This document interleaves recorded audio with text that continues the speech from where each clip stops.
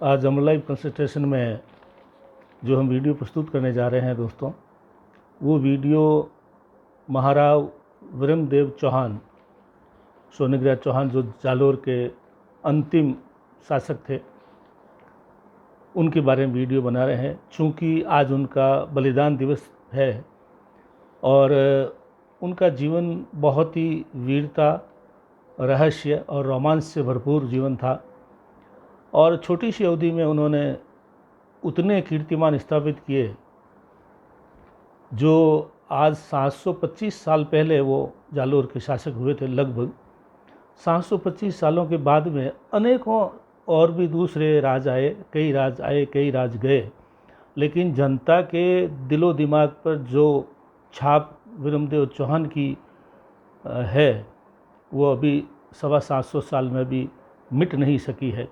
इतना बड़ा उन्होंने शौर्य, इतना बड़ा उन्होंने कीर्तिमान, इतना बड़ा उन्होंने जनता से जुड़ाव किया कि आज भी उनकी जब भी जयंती या बलिदान दिवस आता है तो लोग बहुत ही कृतज्ञता से मनाते हैं, बहुत ही आत्मिक ढंग से मनाते हैं, बहुत ही आदर के साथ मनाते हैं। चूँकि मैं उन्हीं का वंशज हूँ और उन्हीं के राज परिवार से हूँ, मैं सांचौर सांवत्सर राज परिवार का सदस्य हूँ, तो मेरा प्रथम दायित्व तो यही है कि मैं उनके बारे में बात करूँ। चूँकि दोस्तों सोनीग्राह की जो विरुद्ध है वो सत्य कटारबंद सोनीग्राह कहलाता है। और दूसरा जो नाम वीरमदेव जी ने किया है, तो इसलिए राजस्थानी एक दोहा है दोस्तों, नाम रहंता ओ नरा नाना नहीं रहंत, कीरत हंदा कोटरा पाड़िया नहीं पड़ंत।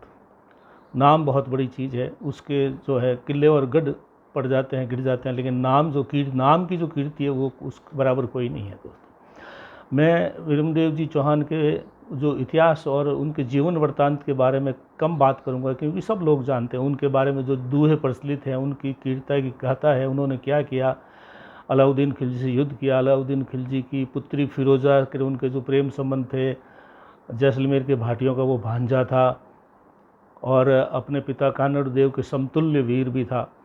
मैं उसकी बात नहीं करूंगा, मैं बात करूंगा कि सांचौर से जो अलाउद्दीन खिलजी के बाद में जो सांचौर का सोनीग्राह वंश समाप्त हो गया, सांचौर पे उनका राज समाप्त हो गया और हार हुई उनकी, ये मान सकते हैं। तो नैव नित्य जयस्तात नैव नित्य पराजय, कोई जीत अंतिम नहीं होती है, पराजय अंतिम नहीं होती। हार और जीत कोई बड़ी बात नहीं है, युद्धों में ये दो ही चीज़ होती है, या तो हार होती है या जीत होती है, लेकिन संघर्ष बंद नहीं होना चाहिए।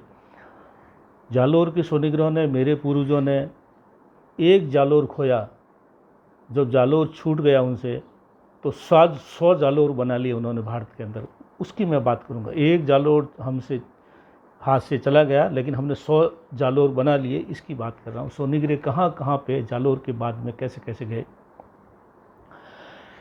अलाउद्दीन खिलजी और वीरमदेव के युद्ध की पूर्व संध्या पर यह तय किया गया था कि खानदान को बचाने के लिए कुछ लोगों को, कुछ परिवार के सदस्यों को गुप्त रास्ते से बाहर भेज दिया जाए, जिससे वंश बचा रहा रहे।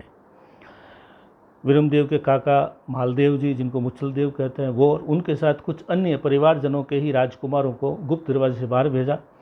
उन्होंने वहाँ बाहर जा कर के अपने राज बनाए। परिवार ने यह बोल दिया कि भाई अब आप जाओ, हम तो केसरिया बाना पहरेंगे, जौहर करेंगे, तुम्हारे जो भाग्य में लिखा होगा तुम भी करना। तो मैं ये बताना चाहूँगा कि जालोर के बाद क्या हुआ।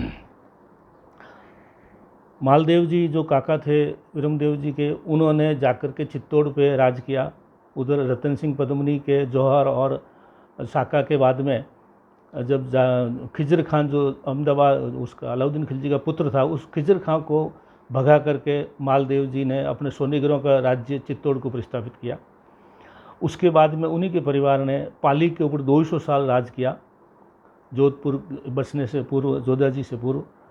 और उसके बाद में आप देखिए, एक राजकुमार वहाँ से दूसरा जो है, उसने भोमट इलाका है मेवाड़ के पास में, भोमट के ऊपर 350 गांवों के ऊपर जुड़ा मीरपुर नाम की रियासत स्थापित की, उसने वहाँ राज किया। एक राजकुमार ने जाकर के सांजेली गुजरात में है, वहाँ राज किया।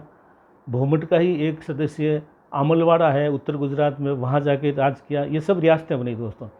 एक राजकुमार जो है पालनपुर, जो भी गुजरात में है, वहाँ का शासक बना। बाद में वो किसी कारणवश मुस्लिम बन गए। वर्तमान जो पालनपुर के नवाब हैं वो सोनीग्रा चौहान ही है। एक जो है एक सदस्य जो है बांगड़ इलाका जो है, बागड़ जो बांसवाड़ा और डूंगरपुर का इलाका है, ये बांसवाड़ा डूंगरपुर बसने से पहले 1000 गांवों पे दूसरे राजकुमार ने जाकर के वहाँ पे अपना राज्य स्थापित किया। और बाकी जो जालोर के भाईपाता, सांचौर और सावंतसर वाले जो हम लोग हैं, हमारा राज जो था सावंतसर रियासत है किशनगढ़ के पास, वहाँ थी। सांचौर पुनः हमने प्राप्त की, मेरे ही परिवार के बल्लू ने प्राप्त की।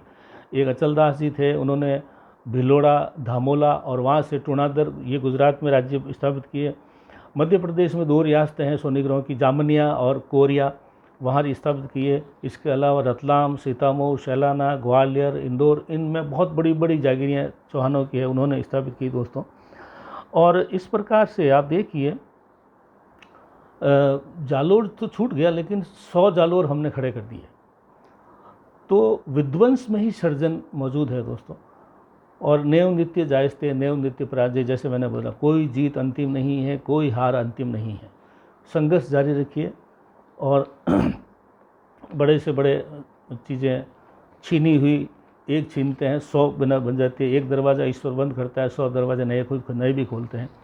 तो वीरमदेव चौहान का जो बलिदान दिवस है, कल उसके ऊपर कुछ कार्यक्रम होंगे। मैं उसी उपलक्ष्य में वीडियो बना रहा हूं दोस्तों। बाकी चीज़ें सब लोगों को मालूम है, मैंने वो चीज़ बताई है जो कोई नहीं जानता। इसके लिए, इसके जो मैंने बात, ये रियासतें बताई है मैंने इतनी, इसके बारे में विस्तार से मेरे पास में इतिहास पड़ा है। उसके बारे में किसी सज्जन को जानकारी प्राप्त करनी हो तो मेरे इस वीडियो के सहित एक आर्टिकल दिया हुआ है, उसमें मेरे संपर्क सूत्र है, उनसे संपर्क करें और गौरव महसूस करें दोस्तों। इस वीडियो को जितना शेयर करें उतना ही लोगों को लाभ होगा, मेरा ये निवेदन है। और पुनः मेरे बुजुर्ग, मेरे वंश में सबसे गौरवशाली महाराज वीरमदेव जी सोनीग्राह को मैं सत सत नमन करता हूँ। ऐसे वीर पृथ्वी पर और उत्पन्न हो, यही ईश्वर से प्रार्थना है। धन्यवाद।